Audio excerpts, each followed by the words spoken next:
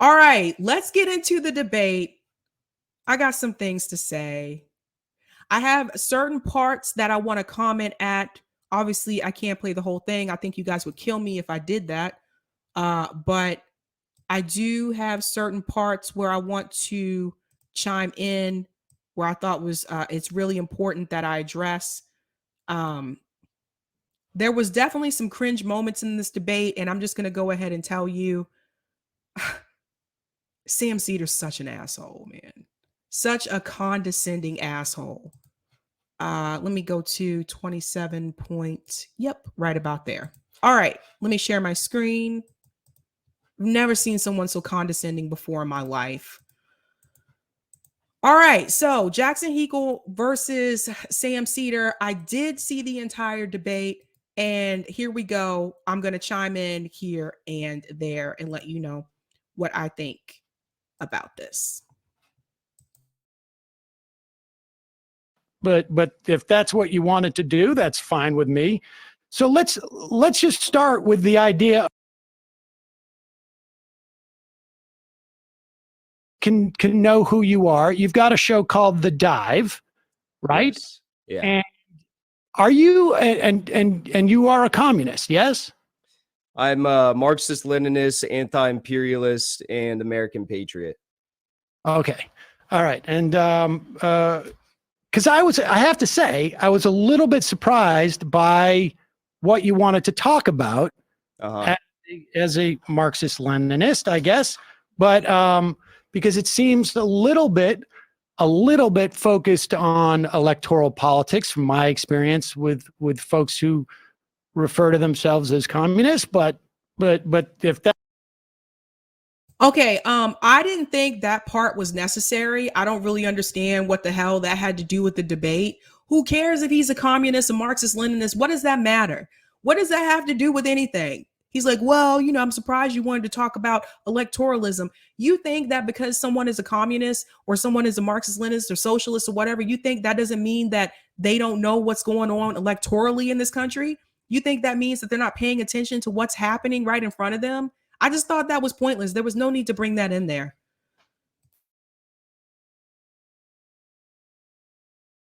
That's what you wanted to do. That's fine with me. So let's just start with the idea of the premise that the squad and progressives in Congress, presumably the Democrats, right, are sellouts. What do you mean by that? What I mean by that, and why I think they're not progressive, because that's the other big thing here, is I think that there's 3 or 4 major issues I have with them. Number one being that they could have blocked the passage of a large number of must-pass bills, and they chose not to. And if they had chosen to block those, I think they could have, leveraged their power for concessions, policy concessions. The second thing is I think that they have been directly voting for anti-progressive bills and measures. In some cases, they've even introduced these themselves.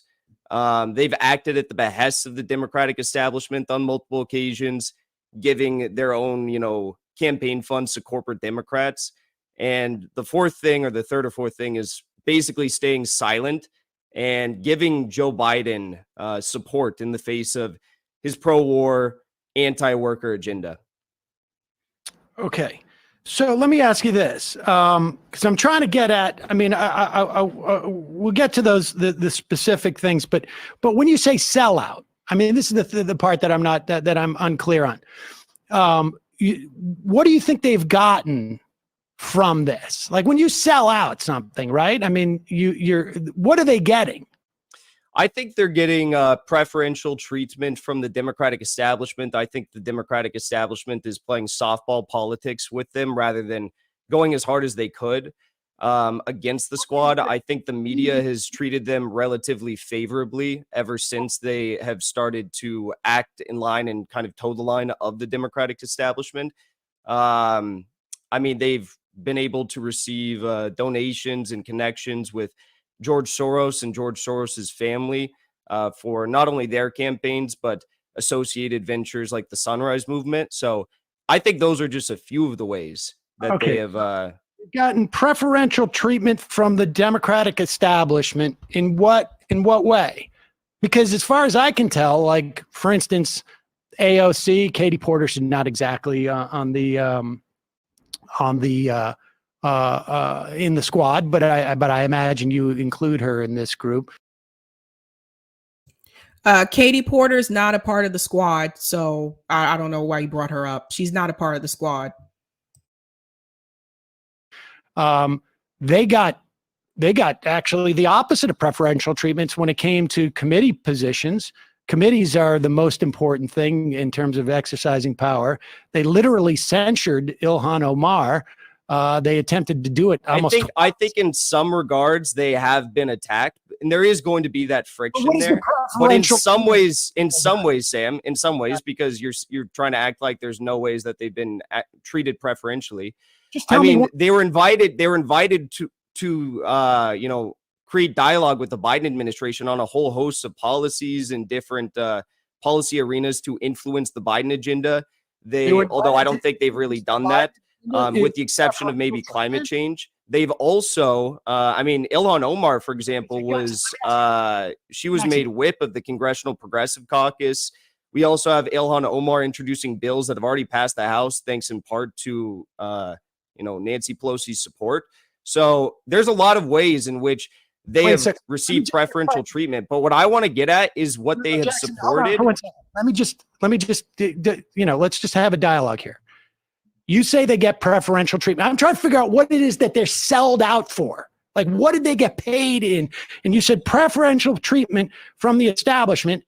I listed things where they got the opposite, but you're telling me that Ilhan Omar is named the whip of the Congressional Progressive Caucus, and they have the opportunity to negotiate with the Biden administration. That's the preferential treatment they got over other members of Congress?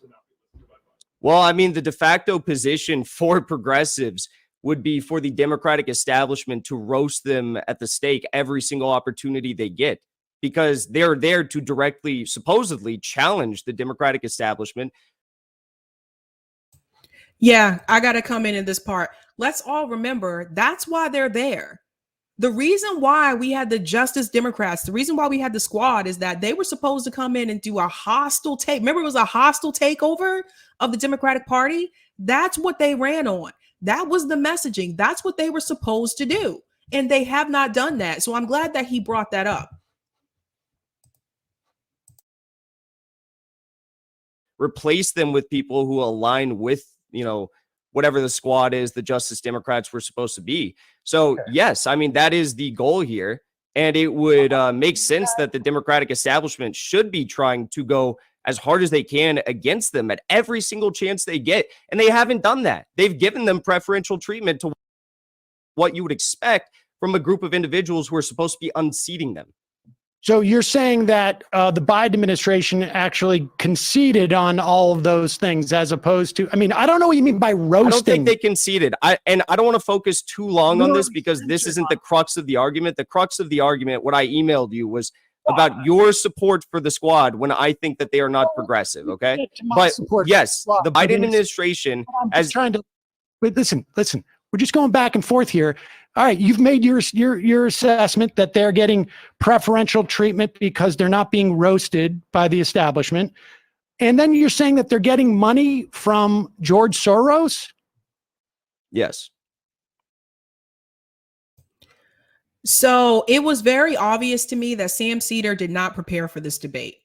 I don't feel like he did his research on Jackson Hinkle. I don't think he really looked into who Jackson Hinkle was and really watched Jackson Hinkle's videos, because he did not come across prepared in this debate at all. So now they're about to bring up the money. So Jackson Hinkle mentions George Soros and he's like, they're getting money from George Soros. So either Sam SEDER here just clearly did not realize that, which is still a failure on his part. He's been doing this a lot longer than we have. I knew about the money from George Soros. How come he wouldn't know about the money from George Soros?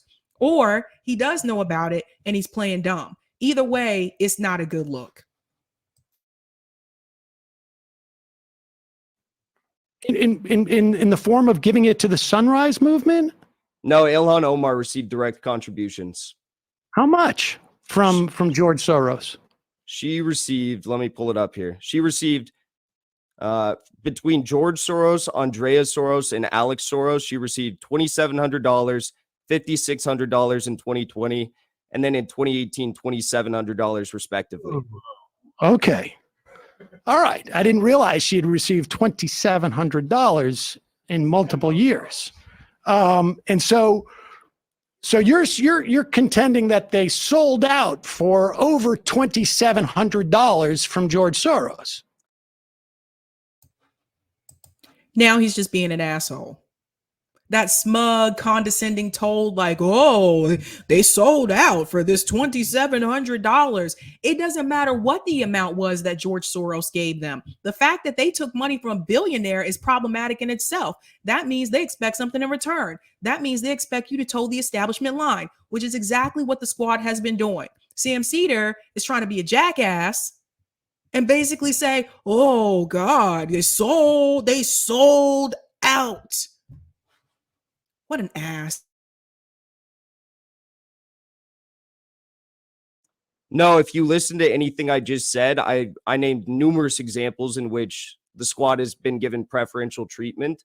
And to just select that one in particular is very disingenuous. No, well, you said Soros. I was just asking in terms of the Soros part. You said Soros was number 4, I think.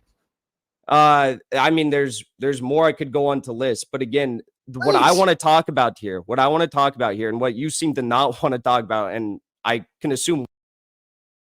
I just want to jump in here for a second.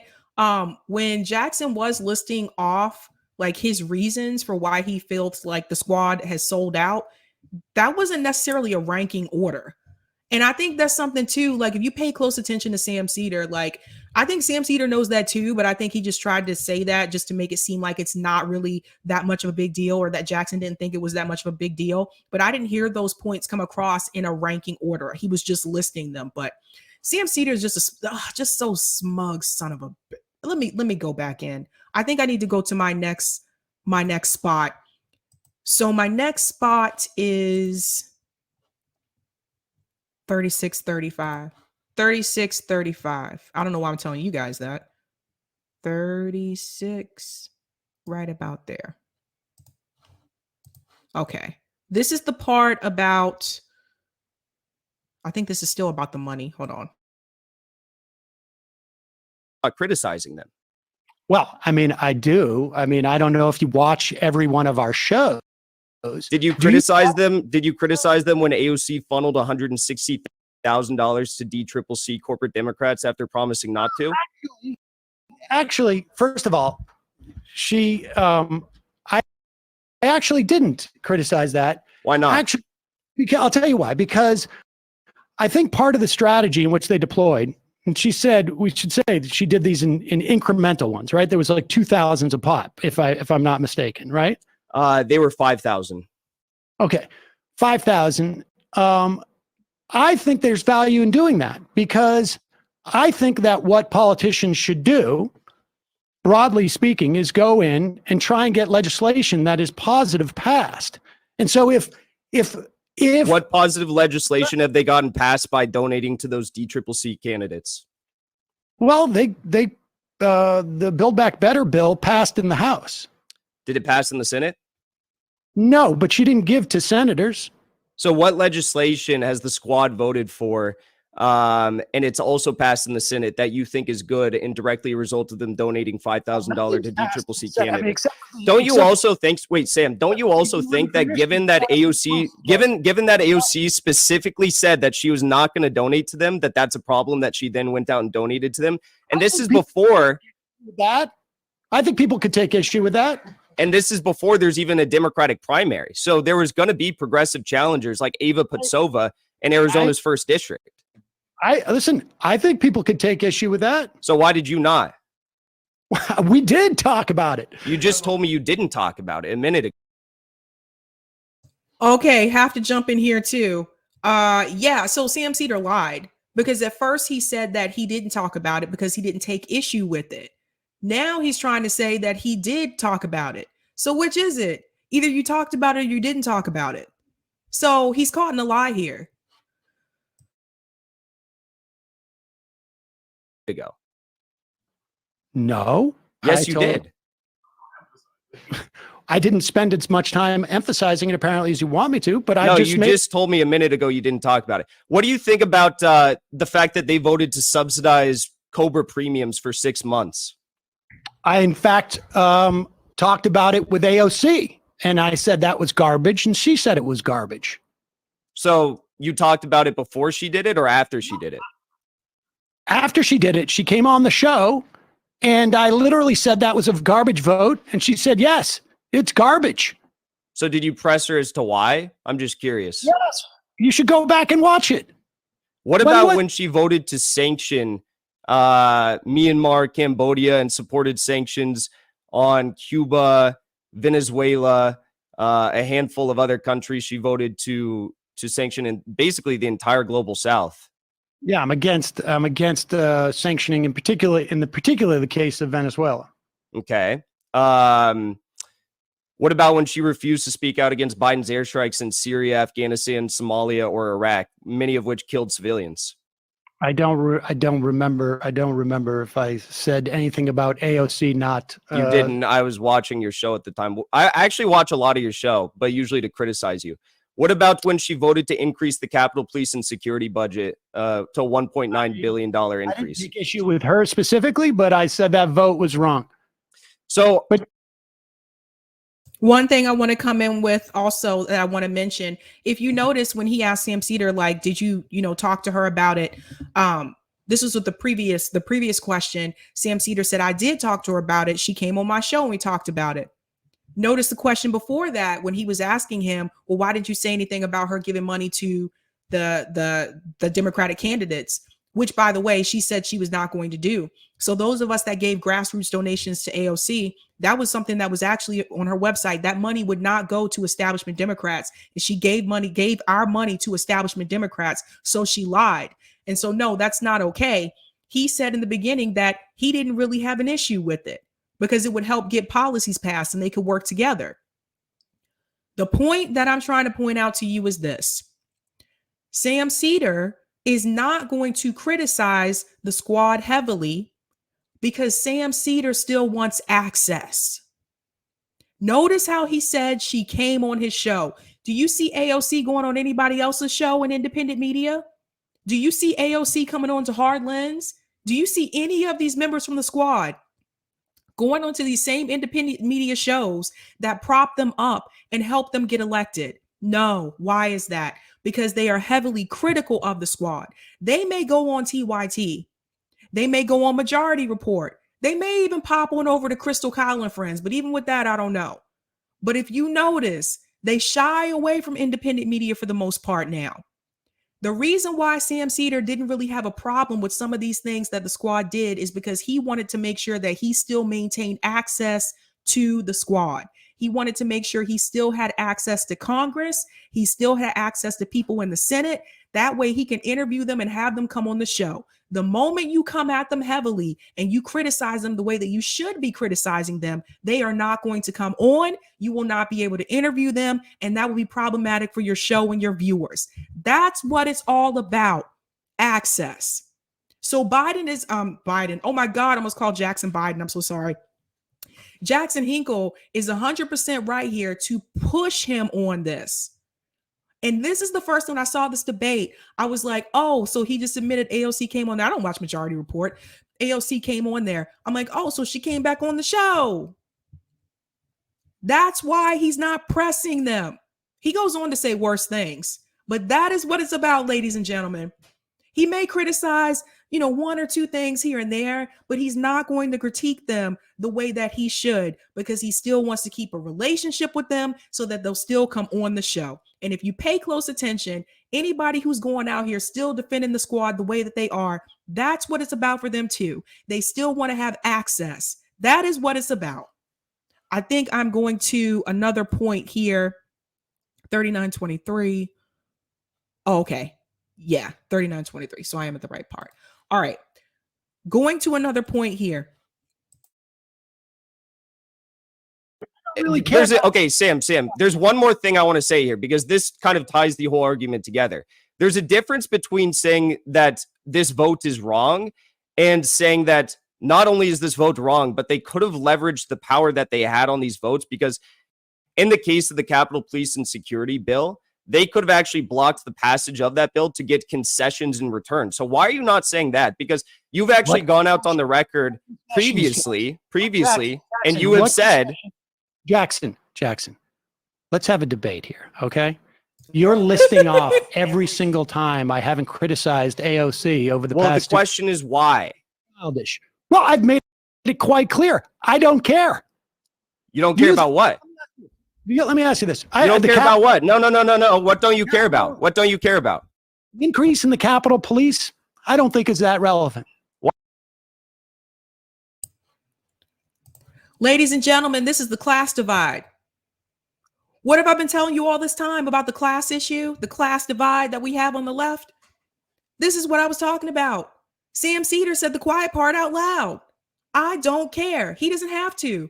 He doesn't have to care if the squad actually does the things that they ran on, because for the most part, Sam Seder is rich. You think Sam Seder need health care? You think he needs to have an increase in minimum wage? No. Sam Seder has a living wage. You can look this up for yourself, actually. He doesn't need these things that we were fighting for. That's why he does not care. Now, he went ahead and let himself get frustrated and flustered to the point that he just let the cat out the bag. So my thing is, if you don't care, why do you have a political TV show? Why do you have a political show if you don't care? He doesn't care even with the Capitol Police budget. He didn't think that was an issue. You just heard him say that, right? You just heard him say that. Sam Seder's okay with funding the police state. And these are the people that's supposed to be left. It gets worse. Watch. Why don't you think it's relevant? There was a leak yesterday from Capitol Police that shows that Capitol Police has intelligence units across the country that are creating dossiers on Congress people and their staffers. You don't care about that? I think that's a problem. That came out yesterday. Yes. The increase in the Capitol Police after they were overrun, you know what? I just don't think it's that big of a deal. What I think is a much bigger deal in my mind was the opportunity to raise millions of children out of poverty, which they're not going to be able to do, but because, like you say, because they let it lapse. No, they didn't let it lapse. The child tax credit, they let that lapse. And they could have potentially blocked that from lapsing had they leveraged their vote. Had they leveraged their vote. What are you talking about? There goes that condescending, arrogant attitude. What are you talking about? See, this is what, you know what? I think Jackson was being particularly nice, as nice as he could have been, because honestly, had he spoken to me that way, as soon as he would have said, "What are you talking about?" I would have looked at him and I would have said, "Who the hell are you talking to?" But this is how he talks to people. Very condescending, rude. It reminds me of the way that he was talking over Bree during their debate. Just such an arrogant prick, man. What an asshole. I'm talking about a number of votes. Do you understand the idea? Do you understand the idea of force the vote? Sam, do you understand the idea of force the vote? No, I don't. But let's just. What do you mean you don't understand the idea of force the vote? I'm Jackson. Do you think AOC is better than Joe Manchin? You don't understand the idea of force the vote? Do you? Now Sam Seder is deflecting, and this is usually what people do when they feel like they're caught and they have nowhere to turn. They start to deflect and they change to a different topic. That's exactly what he's doing here. So he switches to, do you think AOC is better than Joe Manchin? Instead of just answering the question. You think AOC is better than Joe Manchin? Let's stay with your original thing that you wanted to debate. Then we can get. Is that what I wanted to debate? Did I email you about that? Would love to focus the discussion around your support for the squad. I personally believe the squad and progressives in Congress are sellouts who have abandoned virtually every aspect of progressive principles over the last couple of years. So where in that did I say that AOC is worse than Joe Manchin? I'm just curious. I'm asking you, I'm trying to explore if they have sold out every aspect of progressive principles, and if you think Joe Manchin and AOC are essentially the same. Again, I did not say that. You're I didn't creating. say you said that. That's why I'm asking you. You're creating a fake argument. Of course, no. I don't think AOC is the Doing same. anything. I'm asking you a question. Well, no, you said that I said that, and that's what I initially came here to debate. That's not true. But no, of course, I don't think. Of course, Sam. Of course, I don't think that AOC is the same as Joe Manchin. Like, you think I'm insane or something? Of course, I don't think they're the same. We have some questions. So I have some questions about you too. AOC is a better legislator, is more progressive than Joe Manchin. I think she's a terrible legislator because she's allowed roughly 18 must pass or near must pass votes go through without blocking them in instances in which she could have actually blocked the agenda from going through. I don't think she's a good legislator either. Just being honest. Like he said, there were times where she could have actually used her vote to matter and to get things through, and she just chickened out every time. Okay. Do you think AOC is more progressive than Joe Manchin? That's not what I came here to debate, but of course, yes, I do. Explain to you why I support. That's not what I came here to debate, but of course I do. Yeah. And he wasn't asking him why he supports them. He was asking him why he doesn't hold them accountable. That's the thing. That's the problem. Okay. So the reason why I support the squad is because I think she's better than people like Joe Manchin. The squad. So my problem with that, Ilhan Omar and Rashida Tlaib and are better than Josh Gottheimer. So you're basically saying, well, AOC is better than the lowest bar we have in the Democratic Party, so that's why I support her. By that logic, do you support Nancy Pelosi because Nancy Pelosi is better than Joe Manchin? You know what? I don't support Nancy Pelosi because But she's better than Joe Manchin, so why don't you support her? Because she's not the best that we have in the Congress. Okay, so let's take a look at the best we have in the Congress. The best we have in the Congress are, according to your logic, the best we have in the Congress right now is the squad, right? And the most progressive, I'm putting that in quotes, members of the Congressional Progressive Caucus. Yes, exactly. So given the fact that this group of individuals, the squad, campaigned on fighting for a set agenda, and they have not fought for that agenda, and they have abandoned every single opportunity that they could have blocked must-pass bills through or must-pass votes like the speakership vote during the Force the Vote saga, they have chosen to pass the Democratic agenda instead of actually forcing through their agenda and getting small or large concessions in return. Okay. Like, why didn't you support Force the Vote? Well, I'll talk to you about Force the Vote, but let's just stay on the topic that you wanted, and then I'll talk about Force the Vote. The reason why I support the most progressive members of the Democratic Party is because they're the most progressive members of the Democratic Party. Now, if that's your only reason for supporting them, that's a weak, lame reason. I'm sorry. You want to have a conversation that you think people should be voting for a third party instead of Democrats, I'll have that conversation too. But why wouldn't, and unless you do want to have that conversation, why wouldn't I support the most progressive members of the Democratic Party, even if they are subpar to where I want them to be? I think because they're not supposed to be subpar, because they ran against the establishment, because they were supposed to be the anti-establishment, because they ran grassroots campaigns, because they said that they were going to go in and take over the Democratic Party, because they said they weren't going to be like their predecessors, because they said that they were going to go in and fight for Medicare for all, and they were going to get these things passed. That is why we have every right to hold them accountable. Every right. I didn't support Ayanna Pressley just for her to go into DC and vote just like the establishment Democrats. If that was the case, I could have just voted for the guy who ran against her, the incumbent that she challenged. I could have just kept voting for the same guy.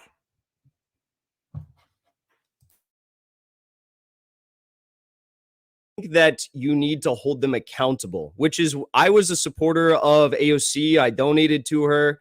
I bought her little merchandise stuff.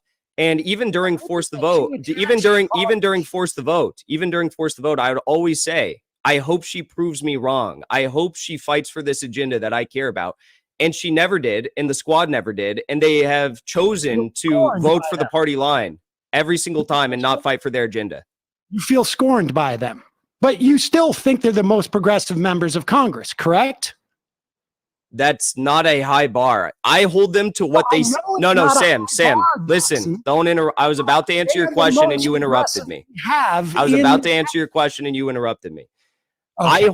I hold them to the bar that they ran on while, campaigning for Congress. That bar is saying stuff like, I'm going to fight for Medicare for all.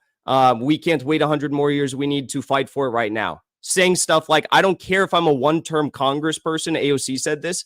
I don't care if I'm a one-term congressperson. I'm going to fight for my agenda or essentially go down trying. And those were things that they said. That is what they told us. Now they want to be careerists, just like the establishment Democrats. So we have every right to be angry, man. That's what I hold them to. Okay. Why don't you? I mean, I have issues with votes that they have taken at times. They are the most progressive members of the Democratic Party. And until there's more progressive, people who are more progressive than them, they're the best we have. I don't get attached to politicians like you seem to have felt like you're scorned by them in some way. And I just don't care. I don't think politicians have principles. There you have it, ladies and gentlemen. Sam Seder just told you so himself. You seem to be attached to them. I don't think politicians have principles. I just don't care. So if you don't think that politicians have principles, why do you have a political show? If you don't think that politicians have principles, why the hell did you tell people to vote for them? Really? Sam Seder, again, the mask is off. He's showing you exactly who he is. At the end of the day, he really does not care. He doesn't think any of this stuff matters. Do you know those of us who need those things, who need health care, those of us who need to have a living wage, those of us who need all of the things that they were fighting for? Yes, if we got attached, yes, we got attached because we need those tangibles. Sam Seder doesn't need those tangibles. That's why he did not get attached. That's why he could look the other way. He just told you himself. He doesn't think politicians are even principled. But come this year and come 2024, Sam Seder is going to tell you to vote for them. Sam Seder is going to tell you to vote blue no matter who. He's going to tell you to reelect them again, even though he just let you know that he doesn't think politicians have any principles. That right there lets me know it's a grift.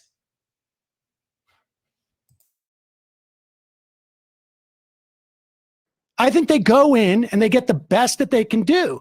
Sometimes I think that they make mistakes because they're not smart. Sometimes I think some of them are just completely sold out.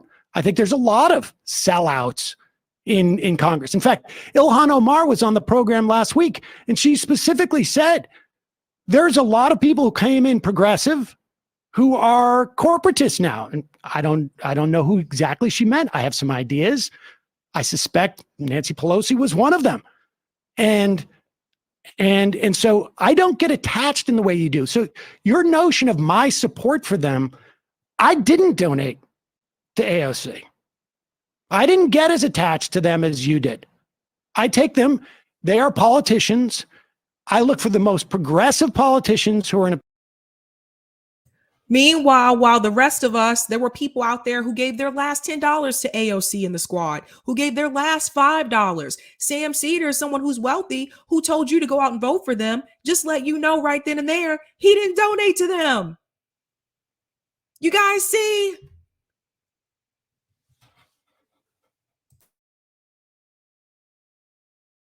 Position to either win or to implement policy. And yes, they have largely failed. Joe Biden has failed. The Senate has failed. The Senate leadership has failed. I think Pelosi failed. I think it was a mistake for them to vote for the bipartisan infrastructure bill. The Progressive Caucus has failed.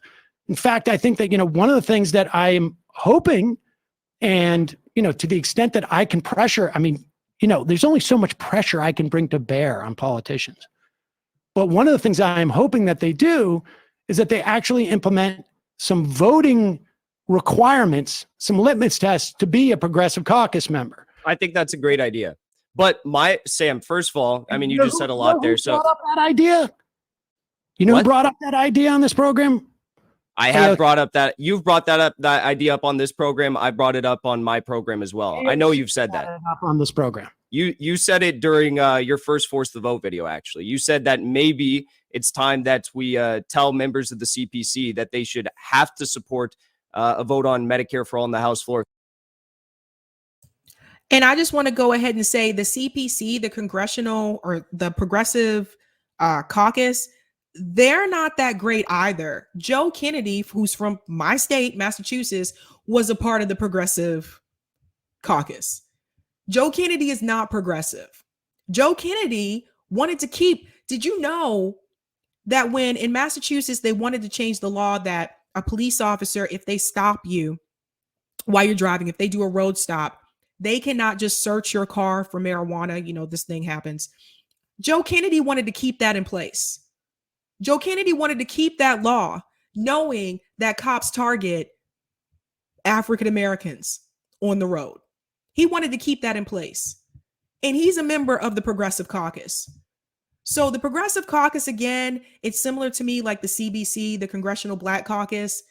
The only thing that's like progressive about it is the name. That doesn't mean the people and their principles actually are. Or if they want to be a part of it. I think that's a great idea. I just wish you would continue holding them accountable like you did then. Anyways, but you said that I'm too... How did I hold them accountable then? Sam, I just let you talk for so long. How did I hold them accountable then? Why does he say it like that? How did I hold them accountable then? How did I hold them accountable then? Like, this is like a fairy tale. I sincerely think that Sam Seder woke up that morning, probably rolled out of bed, grabbed a cup of coffee, might have been a little hungover, probably didn't do any research, didn't do any type of preparation, and just was basically like, I'm going to go in and I'm going to nail this and then do my thing for the rest of the day. I don't think he was ready for this. You want to go into this? Jackson, what do you think is going on here? You held them accountable back then by going out on your program and saying stuff like Honestly, is influencing them. We could push House progressive members to leverage their votes. It is worth it right now, tweeting at some of the top progressives, people who are supported by the Justice Democrats and the Squad. The more of a stink we make, the easier it is for progressives to leverage it because they can simply say, look, I have my own pressures. So I think it's a good idea to do this, to force this vote. Yeah. So why did you not say that or make a stink about this during the vote on the adoption of House rules or the congressional budget or the American Rescue Plan Act or the For the People Act or increasing the Capitol Police and Security budget or the 12% increase in the State Department and USA? No, I'm not done. 12% increase in the State Department and USAID funding that they all voted for. The Legislative Appropriations Act, Combating International Islamophobia Act, all of these things, the Infrastructure Act, increasing government funding, all of these things, Sam, I'm done, but let me just finish. I let you talk for so long and I don't interrupt you. I just expect a little bit of respect in return. All of these things were passed by a margin of roughly 6 to 10 votes in the House. These are all things that the progressives could have banded together, or in some cases banded together to stop and get concessions in return. Sam, please stop interrupting me. Please stop interrupting me. Jackson, you listed off a bunch of votes that you presume I'm against. No. I have a problem with the State Department getting more funding. No, you don't have a problem with that? With the State Department getting funding? No. A 12% increase. I mean, a 12% increase, 11% increase. You guys hear that? Sam Seder just told you he doesn't have a problem with the State Department getting more funding. Again, this is the class issue. Let me go back in. Wait for it. Wait for it.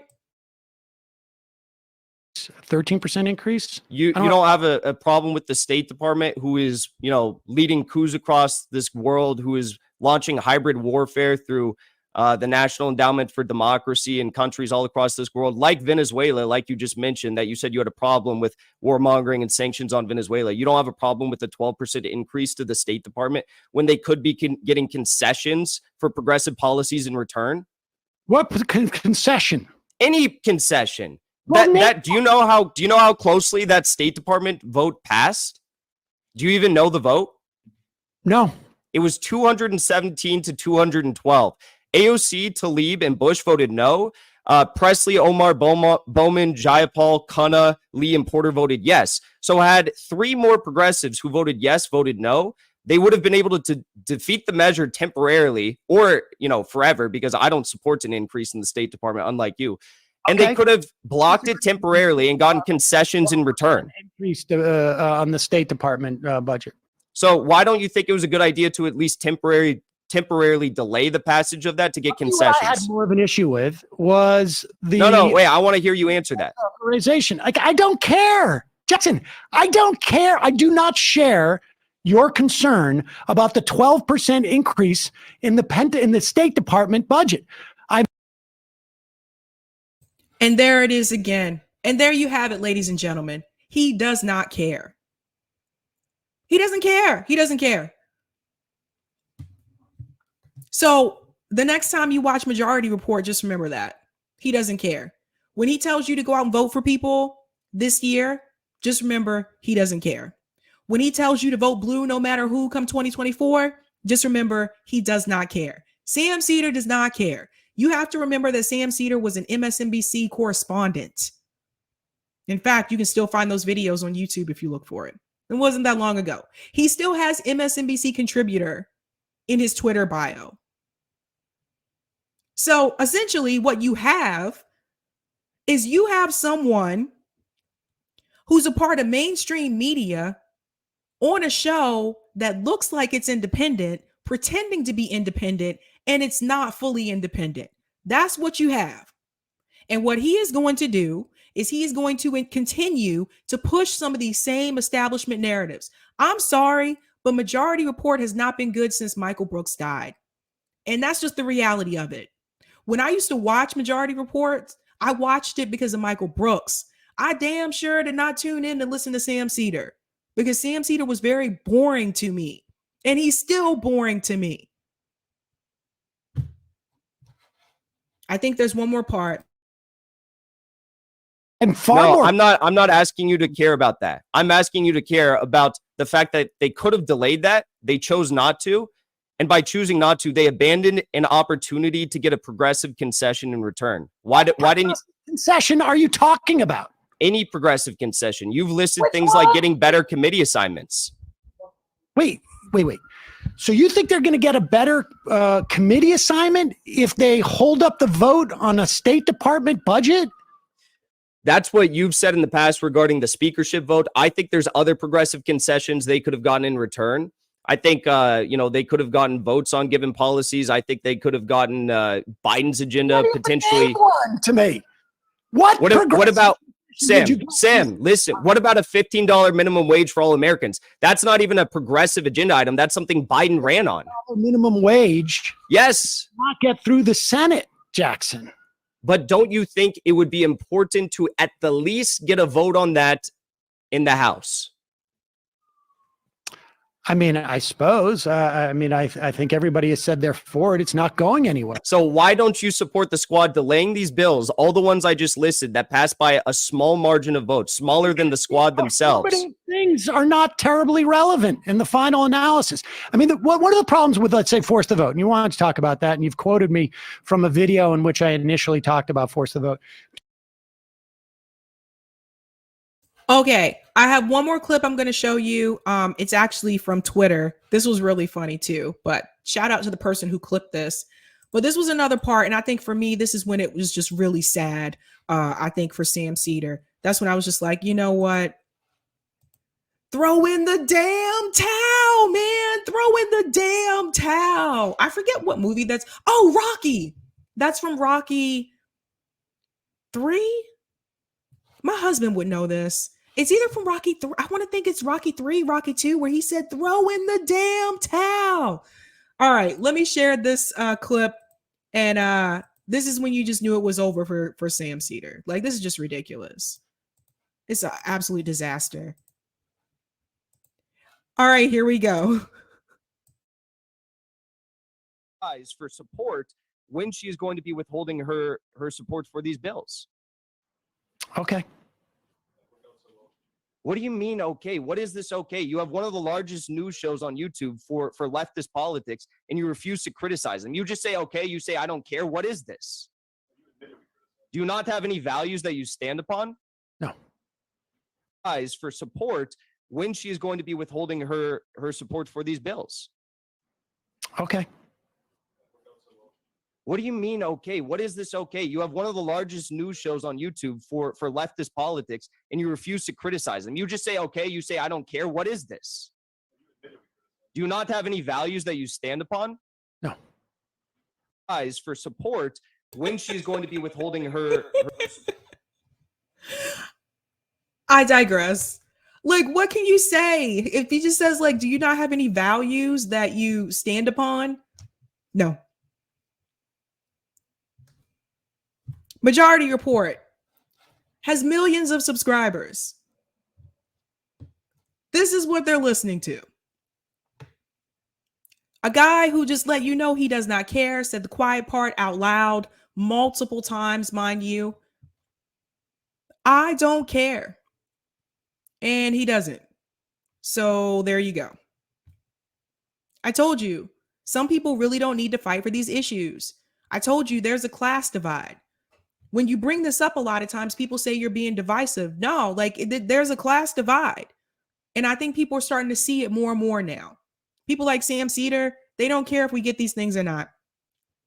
They may say a couple of like sweet words and things like that and say, yeah, everyone should have healthcare. Everyone should have a living wage. But at the end of the day, does it really affect them directly? No, because they already have these things. They don't need to fight for it. So if you guys don't get the things that the squad was running on and the things that they told us to fight for, if we don't get those things, people like Sam Seder, people who are in the upper class, they will be okay. They will be fine because they have what they need.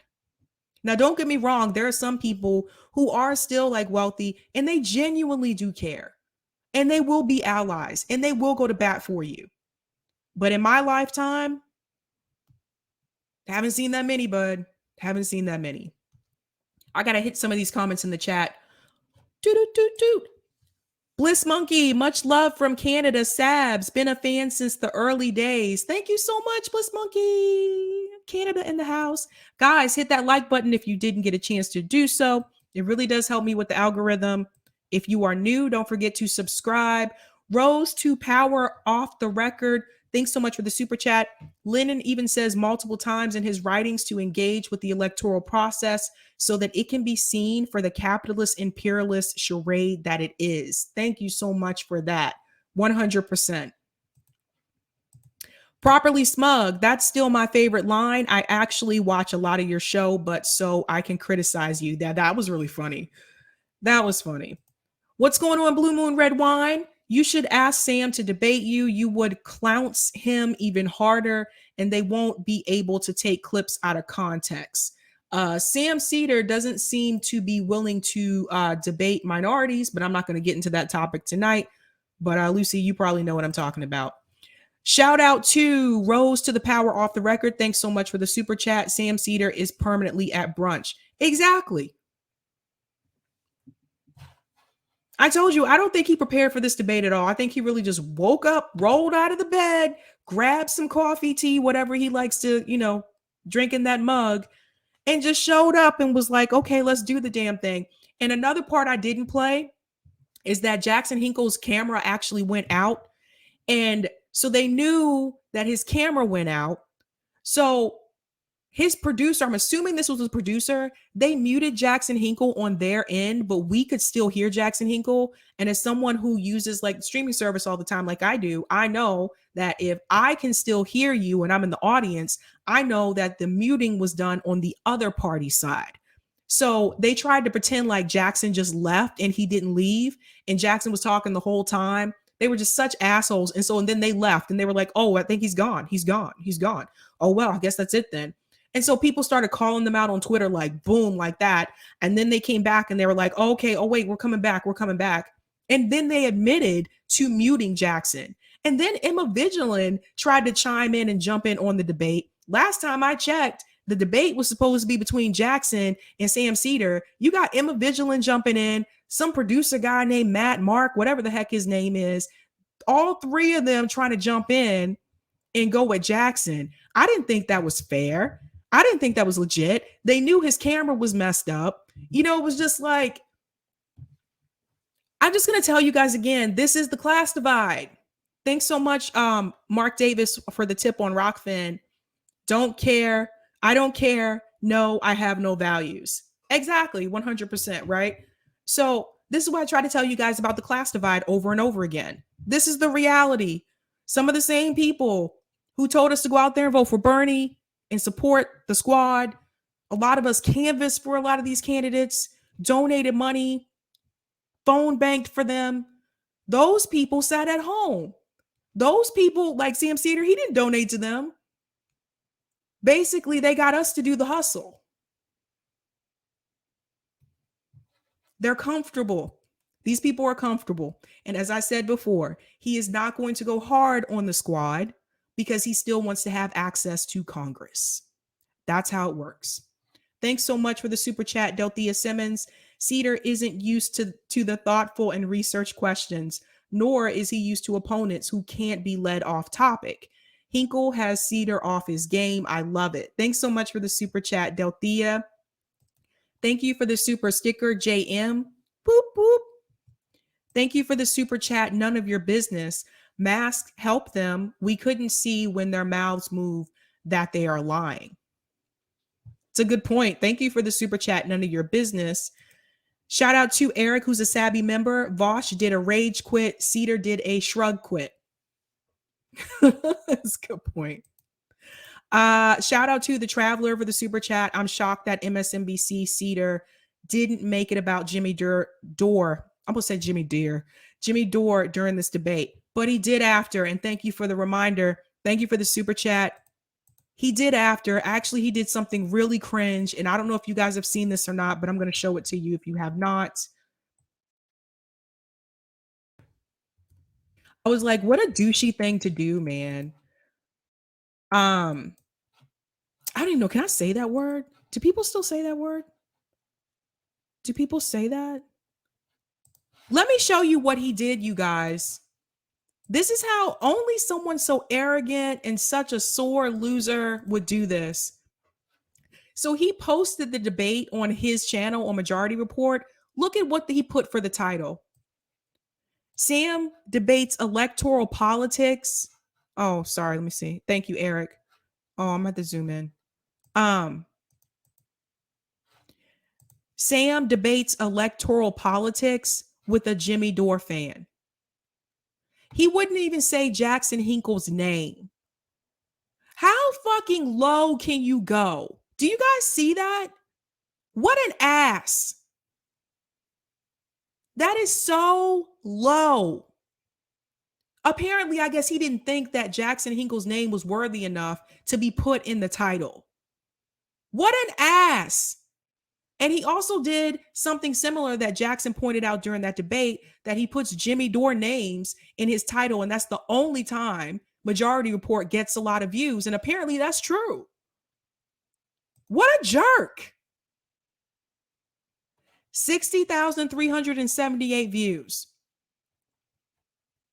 Let's see if that's true. Yes, it is true. These recent videos. These are recent videos. Look, he has a video here of Jackson Hinkle. This is recent. It says Jackson Hinkle predicts AOC will bring fascism to America. They fucking spelled his name wrong. How lazy can you be? Do you guys see this?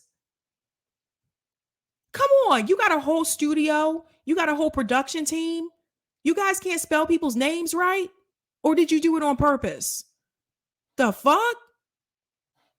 Let me go back. What an ass. It's true.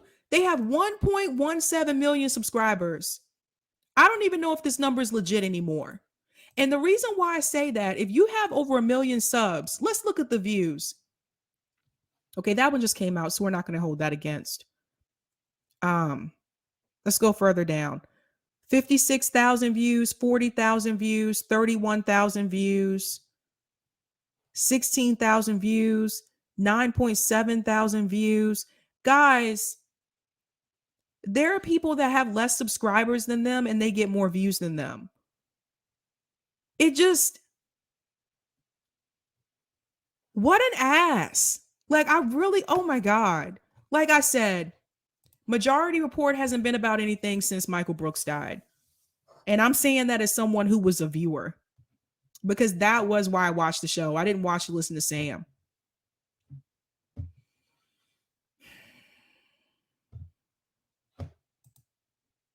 That's right, Yasmin. Sore losers. Sore losers. Oh my God. What a, oh my God. I'm sorry, guys, but I'm just going to go out and say it and people can take this however they want. I think some people, after, Bernie suspended his campaign, let's go towards like when after Trump won. And we saw like some of these people with these big platforms on the left giving props to Biden, saying all these good things about Joe Biden, when we could clearly see that Joe Biden was not doing things for the American people. I think some people are tired of the old content. I think some people want something new. I think people are tired of being told to go vote in the two-party system. We've gone through 2 Bernie cycles in reference to presidential elections. There's no Bernie running this time anymore. Even if there was, I think people are done. Like, I think people want something else. I think people want something new. And even for me, it's like, it's not 2015 anymore. I don't want to watch people who are still talking like it's 2015. It's time to move forward. It's time to try something different.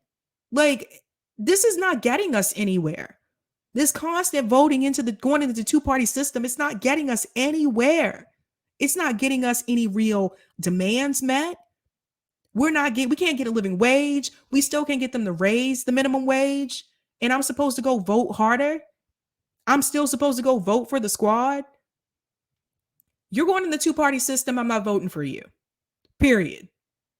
And yes, I've had candidates on the show before, and they're very nice. And I think they mean well. But I can't vote for the two-party system. The squad was my last shot. That was it for me. That was it. So if there's a good third-party option, I'll pursue that. If there's a good independent candidate, I'll pursue that. But in terms of the two-party system, I am not going back down that road. And there are other people I've met who are like me too. And that number seems to be increasing. But what are all these other people going to do? How long are you going to continue to tell people to continue to vote for the squad? How long are you going to continue to mislead your audience and to make them think that we still have that chance when you know that we don't? When you know that as long as the money is in, there will always be corruption. How long are you not going to tell your audience about the money? How long are you not going to tell them that Justice Democrats took billionaire money too? How long? And if anybody is hiding that from you or they won't talk about it, you need to find out why they won't talk about it. People deserve to know the truth. And I don't know about you, but when I donated money to the squad and to Bernie Sanders, I did not intend for my money to go to middle seat. I didn't intend for my money to go to Joe Biden. I didn't intend for my money to go to Beto O'Rourke. That is where our money went. And I don't like it. And I'm pissed. And I'm not repeating that pattern again. So I just think some of these older shows like Majority Report, it's fucking boring. I'm sorry, but people aren't stupid. I think people are starting to see that they're looking around as someone in the audience. We see that you are getting more and more money, and you're still telling us to do the same tactics over and over again that don't seem to be working, while we continue to watch the squad just screw us over and don't really fight for anything. Meanwhile, you're continuing to grow. Your wealth is increasing. You're continuing to get more and more money, and your audience is increasing, and everybody else that's watching you is still broke. Does that make any sense to anybody? Have any of those people ever taken some of their millions that they make and donated to any type of progressive causes? Started any type of progressive movement and change? If you have over 1 million subscribers, you mean to tell me you can't get 100 people out in the street? People say we need to fight, we need to protest, we need direct action. I agree. I told you before, we need to hit the streets. That's how the civil rights movement was done. That's how the women's movement was done. You have to get out in the street. Now, I have a small audience. You mean to tell me people who have these millions of subscribers, they can't get 100 people?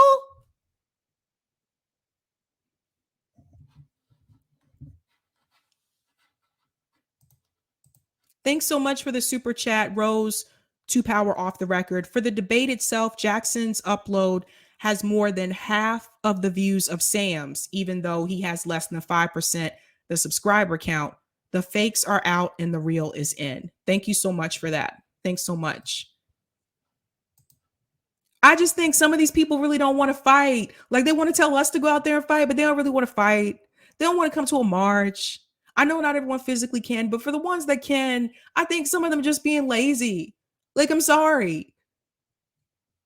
That's how you're going to bring about change. It's not just going to come through electoral politics. Look, we've tried this multiple times.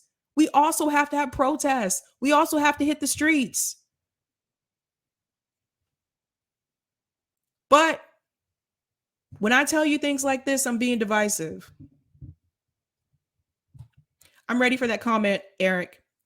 Thanks so much for the tip, Roger Meadows on Rockfin. I want everyone to understand Majority Report and everybody on there, even my homie Nomiki, who I know personally, who has changed ever since she became a team member of Majority Report, who I suspect told her, if not implicitly, that the only way to enter the building is she has to get in line with them.